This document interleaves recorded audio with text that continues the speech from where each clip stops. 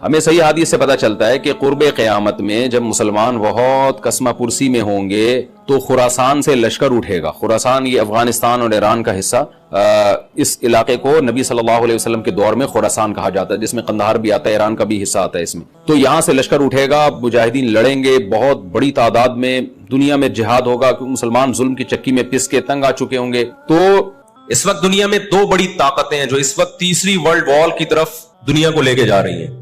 آپ کو پتا ہے پہلی جنگ عظیم میں کتنے لوگ ہلاک ہوئے, دوسری جنگ عظیم میں کتنے لوگ ہلاک ہوئے, اور اب جب تیسری جنگ عظیم ہوگی تو ہلاکتوں کا جو ریشو ہوگا, میں سمجھتا ہوں آدم علیہ السلام کے زمانے سے لے کر اب تک دنیا میں جتنی ہلاکتیں ہوئی ہیں وہ ایک طرف ترازو کے ایک پلڑے میں رکھتے ہیں آپ, اور یہ تیسری جنگ عظیم جو اسرائیل کی وجہ سے ہونے جا رہی ہے اس میں جو ہلاکتیں ہوں گی وہ تمام ریکارڈ توڑ دیں گی, اور اس کا ذمہ دار برطانیہ, امریکہ اور اسرائیل ہوگا, جو دنیا میں سب سے زیادہ تہذیب کے ٹھیکے دار سمجھے جاتے ہیں. اس لیے میرے سامنے یہ نہ کیا کرو گورے کے اخلاق بہت اچھے ہوتے ہیں, تھینک یو سے بات شروع کرتا ہے, تھینک یو پہ ختم کرتا ہے. یہ ان کا تھینک یو قیامت کے دن ان کو خدا کے عذاب سے نہیں بچائے گا. ہمارا وہ شخص جو گالی سے بات شروع کر کے گالی پہ ختم کرتا ہے, خدا کی قسم ان سے اچھا ہے. وہ دنیا میں وہ ظلم اور بربریت نہیں کرتا جو یہ لوگ کر رہے ہیں.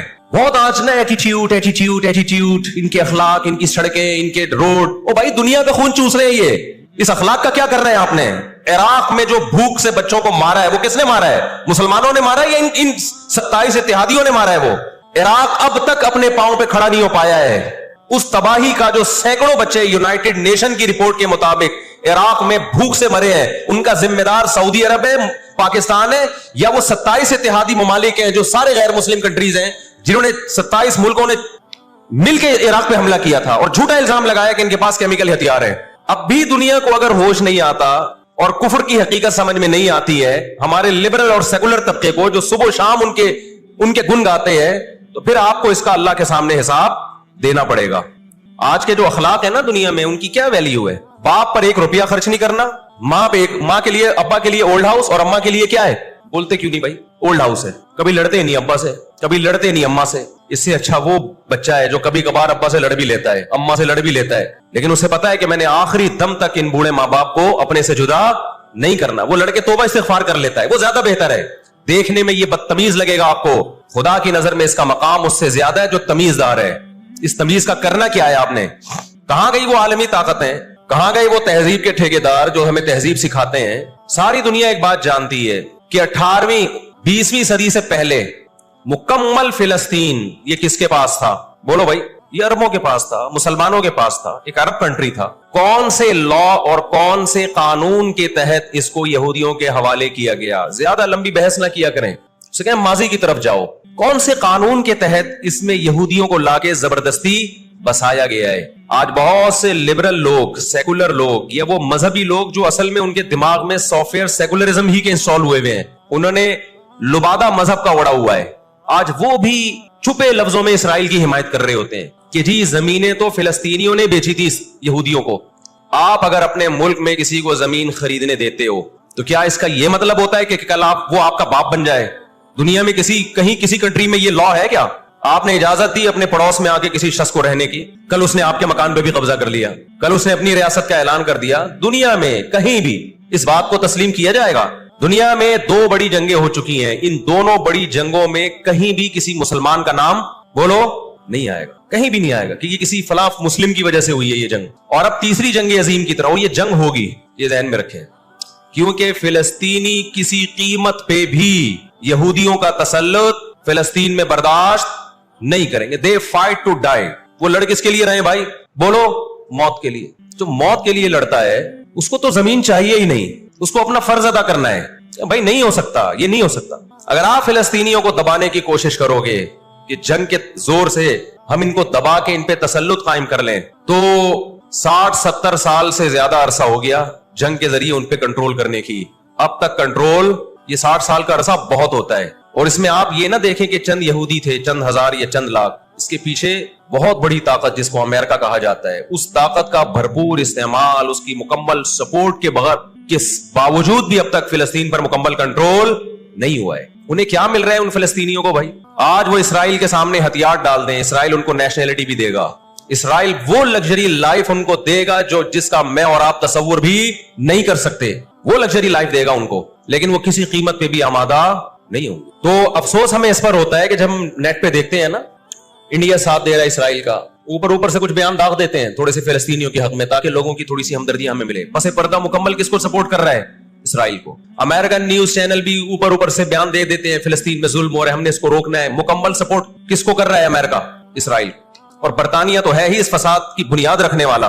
رپورٹیں تو بی بی سی بھی پیش کر رہا ہے فلسطینیوں کے حق میں, لیکن جو ریاست بی بی سی کی مالک ہے وہ سپورٹ کس کو کر رہی ہے؟ اسرائیل کو. دیکھو ہم نہ یہودی کے خلاف ہیں, نہ عیسائیوں کے خلاف ہیں, نہ ہندوؤں کے خلاف ہیں, نہ سکھوں کے خلاف ہیں. ہندو, سکھ, عیسائی اور یہودی, ان کے بارے میں ہمارے پاس قرآن کی واضح تعلیمات ہیں. لا اکراہ فی الدین قد تبین الرشد من الغی. دین میں کوئی زبردستی نہیں ہے, کسی شخص کو مذہب کی تبدیلی پر مجبور نہیں کیا جائے گا, کیونکہ اللہ نے سیدھا راستہ اور غلط راستہ 2 اور 2 4 کی طرح بیان کر دیا ہے. جس کا دل چاہے سیدھے راستے پہ چلے, جس کا دل چاہے برے راستے پہ چلے. قرآن نے یہ بھی واضح کر دیا کہ آپ کسی پر زبردستی نہیں کر سکتے, تلوار کی زور سے کسی کو اسلام میں داخل نہیں کر سکتے. اے اللہ ہم نے ان غیر مسلموں سے سلوک کیسا کرنا ہے یہ بھی قرآن نے بیان کر دیا. لا ينهاكم الله عن الذين لم يقاتلوكم في الدين ولم يخرجوكم من دياركم ان تبروهم. 28واں پارہ. جو بھی غیر مسلم ہے, چاہے وہ یہودی ہو, چاہے وہ عیسائی ہو, چاہے وہ ہندو ہو, سکھ ہو, بدھسٹ ہو, اللہ فرماتے ہیں اللہ تمہیں ان سے اچھے سلوک سے منع نہیں کر رہا, بلکہ اچھے سلوک کا اللہ تمہیں حکم دے رہا ہے. ہمارے نبی صلی اللہ علیہ وسلم جب کوئی یہودی بیمار ہوتا اس کی بھی عیادت کے لیے اسی طرح جایا کرتے تھے جیسے کسی مسلمان کی عیادت کے لیے جاتے. ہمارے نبی کی زوجہ ایک یہودی خاندان سے تھی, وہ اپنے یہودی خاندان کو ہدیے دیا کرتی تھی. ہمارے نبی صلی اللہ علیہ وسلم نے اس عمل سے انہیں منع نہیں کیا. اور آج بھی بہت سارے یہودی اسرائیل کے مسئلے میں فلسطینیوں کے ساتھ ہیں, ان کے حق میں مظاہرے کر رہے ہیں. ہماری دشمنی یہودیوں سے نہیں ہے, عیسائیوں سے نہیں ہے, ہماری دشمنی ان یہودیوں سے ہے جو اسرائیل کو سپورٹ کر رہے ہیں. آپ اگر قرآن اٹھا کے دیکھیں, اللہ تعالیٰ نے اپنے محبوب ترین پیغمبر موسیٰ کلیم اللہ وقربناہ نجیہ, جن کے بارے میں قرآن کہتا ہے وہ پیغمبر جن کو کوہ طور پہ بلا کے میں ان سے سرگوشیاں کیا کرتا تھا, اس پیغمبر کو اللہ نے اس قوم کی طرف بھیجا. کس قدر ٹینشن دی یہودیوں نے موسیٰ علیہ السلام کو, کیسے معجزے اپنی آنکھوں سے دیکھ رہے ہیں. درجنوں مرتبہ لاٹھی کو سانپ بنتے ہوئے دیکھا, سمندر کو اپنے سامنے 2 ٹکڑے ہوتے ہوئے اس قوم نے دیکھا جو آج اسرائیل پہ قبضہ, فلسطینیوں پہ ظلم کر رہی ہے. آج یہودی کیا کہتے ہیں کہ بیت المقدس ہمارا ہے, ہمارے پیغمبر موسیٰ علیہ السلام, ابراہیم علیہ السلام, یعقوب علیہ السلام, اسحاق علیہ السلام, یہ تو سارے ہمارے پیغمبر ہیں, یہ سارے ہمارے پیغمبر ہیں, تو یہ ہمارا قبلہ ہے. یہ قرآن کیا کہتا ہے؟ آپ سورہ بنی اسرائیل اٹھائیں. وَقَضَيْنَا إِلَىٰ بَنِي إِسْرَائِيلَ فِي الْكِتَابِ لَتُفْسِدُنَّ فِي الْأَرْضِ مَرَّتَيْنِ وَلَتَعْلُنَّ عُلُوًّا كَبِيرًا فَإِذَا جَاءَ وَعْدُ أُولَاهُمَا بَعَثْنَا عَلَيْكُمْ عِبَادًا لَنَا أُولِي بَأْسٍ شَدِيدٍ فَجَاسُوا خِلَالَ الدِّيَارِ وَكَانَ وَعْدًا مَسْئُولًا ثُمَّ رَدَدْنَا لَكُمُ الْكَرَّةَ عَلَيْهِمْ وَأَمْدَدْنَاكُمْ بِأَمْوَالٍ وَبَنِينَ وَجَعَلْنَاكُمْ أَكْثَرَ نَفِيرًا إِنْ أَحْسَنْتُمْ لِأَنفُسِكُمْ وَإِنْ أَسَأْتُمْ فَلَهَا فَإِذَا جَاءَ وَعْدُ الْآخِرَةِ لِيَسُوءُوا وُجُوهَكُمْ وَلِيَدْخُلُوا الْمَسْجِدَ كَمَا دَخَلُوهُ أَوَّلَ مَرَّةٍ وَلِيُتَبِّرُوا مَا عَلَوْا تَتْبِيرًا. اللہ کہتے ہیں ہم نے تمہیں 2 چانس دیے بیت المقدس میں, 2 چانس, 2 دفعہ ہم نے تمہیں بیت المقدس پہ غلبہ عطا کیا, لیکن جب تم نے بدعمالی کی, تم اپنی تاریخ اٹھا کے دیکھو, 2 دفعہ تمہاری بیت المقدس میں دھنائی ہوئی ہے, 2 دفعہ تمہاری پٹائی ہوئی ہے بیت المقدس میں, اور وہ تمہاری بدعمالیوں کی وجہ سے ہوئی ہے. تو یہودیوں کے ہاتھ سے جو بیت المقدس نکلا ہے وہ ہماری وجہ سے نہیں نکلا, وہ کس کی وجہ سے نکلا ہے؟ ان کی اپنی ناشکریاں اور اپنی بدعمالیوں کی وجہ سے نکلا ہے. اللہ نے پھر عیسائیوں کو غلبہ عطا کیا بیت المقدس پہ. دنیا میں 3 مسجدیں ایسی ہیں جو اللہ کی نظر میں بہت مقدس ہیں, اور ان پر حکومت کرنے کا حق, کنٹرول کرنے کا حق اسی کو ہے جو اللہ کے دین برحق کو ماننے والے ہیں. یہ اسلام کی روشنی میں, ایک مسجد حرام, ایک مسجد نبوی اور تیسری مسجد اقصیٰ, یہ اسلام کی روشنی میں. اور دنیا کے قوانین کی روشنی میں بھی دیکھا جائے, ہو سکتا ہے یہودی کہ میں اسلام کو نہیں مانتا, امریکہ کہے میں اسلام کو نہیں مانتا, آپ نہ مانیں اسلام کو, لیکن آپ ریاستوں کے حقوق کے تو قائل ہیں نا. 18ویں 19ویں صدی کے آخر میں دنیا میں جن ممالک کی لکیریں کھنچ چکی تھیں, پوری دنیا کا معاہدہ ہے, پوری دنیا کے ایگریمنٹ ہے کہ جس ریاست کو ہم نے تسلیم کر لیا ہم اس کے خلاف مسلح لڑائی, بولو نا, نہیں لڑ سکتے. مجھے ایک بات بتاؤ, آج اگر برطانیہ اٹھ کے پاکستان پہ حملہ کرتا ہے دنیا کس کو برا بھلا کہے گی؟ بولو نا کیا ہو گیا؟ برطانیہ کو کہے گی نا. اگر وہ کہے کہ میں یہاں پہلے حکومت کر کے گیا ہوں، یہودی کہتے ہیں نا ہم نے بیت المقدس پہ حکومت کی ہے لہذا ہمارا حق ہے، بھائی حکومت تو برٹش نے بھی کی ہے پورے بر صغیر پر، لیکن آج کیا برطانیہ کو اجازت دی جائے گی کہ چونکہ آپ پہلے ہندوستان پہ حکومت کر کے گئے ہیں لہذا آپ دوبارہ بھی اٹیک کر سکتے ہیں؟ کیا دنیا کے کسی قانون میں اس کی اجازت دی جا سکتی ہے؟ یہی کہا جائے گا بھائی ونس اپون اے ٹائم، اب جب ایک کنٹری بن گیا ہے اور آپ نے اس کو ایز اے کنٹری تسلیم کر لیا ہے، دنیا نے تسلیم کر لیا ہے، اب اس کی لکیریں کھنچ چکی ہیں، اب اس سے 1 انچ بھی دنیا میں کسی کنٹری کو اس سے آگے بڑھنے کی اجازت نہیں ہوگی تو یہ بین الاقوامی لا اور بین الاقوامی قانون کی روشنی میں جرم سمجھا جائے گا۔ فلسطین اور بیت المقدس اسلام کی روشنی میں بھی مسلمانوں کا ہے اور بین الاقوامی قوانین کی روشنی میں بھی کس کا ہے؟ مسلمانوں کا ہے۔ وہ تو 2 وجوہات ہیں، تو آپ بتاؤ اتنی بڑی وجہ کے ہوتے ہوئے کیا فلسطینی وہ مسجد چھوڑ سکتے ہیں کیا؟ آج ہماری مسجد پہ کوئی شخص آئے، کوئی دوسرے مولوی صاحب آ جائیں کہ میں مسجد پہ قبضہ کرنا چاہتا ہوں، کیا کمیٹیاں قبضہ کرنے دیتی ہیں؟ بولو بھائی کیا ہو گیا؟ نہیں دیتی، حالانکہ وہ بھی مولانا صاحب ہی ہیں، لیکن پھر بھی کوئی قبضہ کر لے انسان برداشت کر لیتا ہے، چلو جی ایک مولانا کو نکالا تو دوسرا بھی کون آیا ہے؟ کوئی مسلمان ہی آیا ہے نا۔ لیکن ایک مسجد ہے، کوئی ہندو آ کے کہتا ہے کہ یہ مسجد میرے حوالے کر دو، جبکہ اس مسجد کے کاغذات بھی آپ کے پاس ہیں، مسجد آپ کے لیے رجسٹرڈ ہے اور ایز اے مسجد رجسٹرڈ ہے، تو کیا آپ کسی غیر مسلم کے حوالے کر دو گے مسجد؟ اس کا مطالبہ کرنا اللیگل بھی ہوگا اور اسلام کی روشنی میں ہمارے لیے اس کے حوالے اپنی مسجد کو کرنا یہ بہت بڑا جرم ہوگا، خدا کے سامنے جواب دیں ہوں گے ہم۔ 20-22 سال کی بات ہے، میری ملاقات پاکستان میں کچھ فلسطینیوں سے ہوئی، ہم نے ان سے پوچھا کہ کیا کہانی ہے یہ فلسطین کے حالات کیا؟ انہوں نے کہا ہم کسی قیمت پہ بھی 1 انچ بھی یہودیوں کے حوالے نہیں چھوڑیں گے، لن نترک شبرا للذل، ذلت کے لیے 1 بالش بھی ہم ذلیل ہو کر 1 بالش زمین بھی ان کے حوالے نہیں کریں گے ہم۔ تو وہ تو کٹنے کے لیے تیار بیٹھا ہے بھائی، تو کٹنے کے لیے تیار بیٹھا ہے۔ کسی نے بڑی پیاری بات کہی ہے، لوگ کہتے ہیں نا کہ ہم سب فلسطین جو ہے وہ یہودیوں کے کنٹرول میں ہے، بعض لوگ سادہ ہوتے ہیں بات بڑی گہری کہہ جاتے ہیں، اس نے کہا بات یہ ہے کہ صرف آزاد دنیا میں فلسطین ہی ہے، باقی چاہے وہ مسلم کنٹریز ہوں یا غیر مسلم سب کس کے کنٹرول میں ہے؟ بولتے کیوں نہیں؟ یہودی کے کنٹرول میں۔ آزاد تو صرف فلسطینی ہی ہے، وہ کنٹرول میں نہیں آیا بھی، اگر وہ کنٹرول میں آیا ہوتا تو یہ جنگ نہ ہو رہی ہوتی ہے۔ ابھی کنٹرول میں تو ہم اور آپ ہیں میرے بھائی، اور آپ ان کے کنٹرول میں۔ 1 ارب سے زیادہ مسلمان ہیں، 1 ارب سے زیادہ، اور یہودی کتنا ہے؟ 1 کروڑ بھی میرا خیال ہے نہیں ہوگا، لیکن یہ 1 ارب سے زیادہ مسلمان کس کے کنٹرول میں ہے؟ اور میں آپ کی اطلاع کے لیے عرض کروں، اس وقت اسرائیل امریکہ کا غلام نہیں ہے، خوب سمجھ لیں، امریکہ کی گچی کس نے پکڑی ہوئی ہے؟ اسرائیل نے پکڑی ہوئی ہے۔ اسرائیل انڈیا کا غلام نہیں ہے، انڈیا کی گچی پکڑی ہوئی ہے کس نے؟ گچی سمجھتے ہو؟ گچی یہاں سے پکڑ کے نا بندہ ہل نہ سکے، چھوٹا سا ملک ہے، سازشوں کی وجہ سے، طاقت کی وجہ سے نہیں، مکاریوں اور سازشوں کی وجہ سے دنیا کو کنٹرول میں کیا ہوا ہے۔ سازشیں کسے کہتے ہیں؟ ایک بہت طاقتور آدمی جو آپ کے کنٹرول میں نہ ہو، آپ اس کے کسی راز پہ مطلع ہو جائیں، اسے کسی برائی میں ڈالیں اور خفیہ ویڈیو بنا لیں آپ اور بولیں جو میں کہہ رہا ہوں کرتا رہے ورنہ یہ ویڈیو لیک کر دوں گا، وہ انتہائی پاورفل آدمی بھی کنٹرول میں کس کے آ جائے گا؟ ایک انتہائی کمزور آدمی کے کنٹرول میں۔ یہودیوں پر ان کی بدعمالیوں کی وجہ سے قرآن کیا کہتا ہے؟ غربت علیہم الذلہ، انہوں نے پیغمبروں کو قتل کیا، انہوں نے موسیٰ علیہ السلام کو صرف ستایا نہیں، بے انتہا ستایا، اتنے سارے معجزے دیکھنے کے باوجود انہوں نے عیسیٰ ابن مریم کو اللہ کا بیٹا کہا، عیسیٰ ابن مریم کو معاذ اللہ ولد الزنا کہا، حالانکہ ان کی اپنی کتابوں میں آج تک عیسیٰ ابن مریم کی گواہی، ان کے نبوت کے علامات موجود ہیں۔ ہمیں صحیح حدیث سے پتہ چلتا ہے کہ قرب قیامت میں جب مسلمان بہت کسمہ پرسی میں ہوں گے تو خراسان سے لشکر اٹھے گا۔ خراسان یہ افغانستان اور ایران کا حصہ، اس علاقے کو نبی صلی اللہ علیہ وسلم کے دور میں خراسان کہا جاتا ہے، جس میں قندھار بھی آتا ہے، ایران کا بھی حصہ آتا ہے اس میں۔ تو یہاں سے لشکر اٹھے گا، مجاہدین لڑیں گے بہت بڑی تعداد میں، دنیا میں جہاد ہوگا کیونکہ مسلمان ظلم کی چکی میں پس کے تنگ آ چکے ہوں گے، تو تلاش کریں گے حضرت مہدی کو، کیونکہ حضرت مہدی وہ شخصیت ہیں جن پہ تمام نیک لوگ جمع ہو جائیں گے اور وہ مسلمانوں کی میدان جنگ میں کمانڈ کریں گے، جہاد میں کمانڈ کریں گے۔ تو ان کو بیت اللہ میں تلاش کیا جائے گا، وہ رسول اللہ صلی اللہ علیہ وسلم کی اولاد میں ہوں گے اور لوگ ان کو پہچان لیں گے، اہل اللہ پہچان کر ان کو اپنا امیر بنائیں گے اور ان کی قیادت میں پھر لڑائی اور جہاد شروع ہوگا۔ یاجوج ماجوج قیامت کی نشانیوں میں سے ایک بہت بڑی نشانی ہوگی، یعنی اس بات کی علامت ہوگی کہ اب قیامت بہت قریب ہے۔ تو حضرت عیسیٰ ابن مریم علیہ السلام جب نازل ہوں گے، میں تھوڑی سی ترتیب بیان کر دیتا ہوں کہ کیونکہ بات याजूज माजूज की चल रही है, तो उससे मुंसलिक जो वाकयात हैं जो उस दौर में होंगे वो भी मैं इसी लेक्चर के ज़िमन में बयान कर देता हूं। वकान वादु रब्बी हक्का, और मेरे रब का वादा सच्चा है। वादे से मुराद क्या है? दोनों मुराद हो सकते हैं, या तो क़यामत मुराद हो सकती है कि क़यामत में सब चीज़ें ही टूट जाएंगी, या जो अहादीस में आया है कि जब याजूज माजूज क़ुर्ब क़यामत में ज़ाहिर होंगे तो वो दीवार ख़त्म हो जाएगी, या तो वो मुराद है।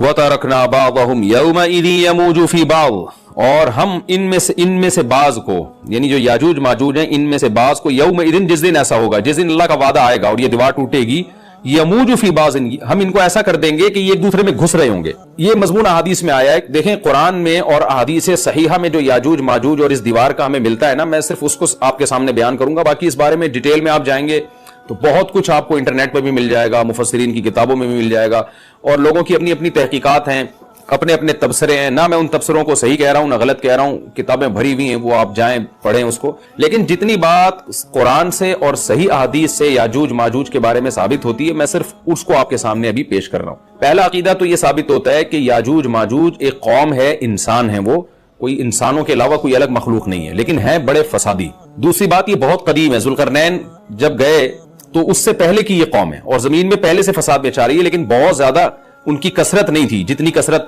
कुर्ब क़यामत में होगी, क्योंकि नस्ल उनकी बहुत तेजी के साथ बढ़ रही है। तीसरी बात यह है कि अल्लाह ने उनको दुनिया के किसी हिस्से में रख के छुपा दिया है। छुपाया इसलिए है कि उनके जाहिर होने का एक टाइम है, और वो है हजरत ईसा अलैहिस्सलाम का दौर। हजरत ईसा इब्न मरियम के दौर में याजूज माजूज जाहिर होंगे।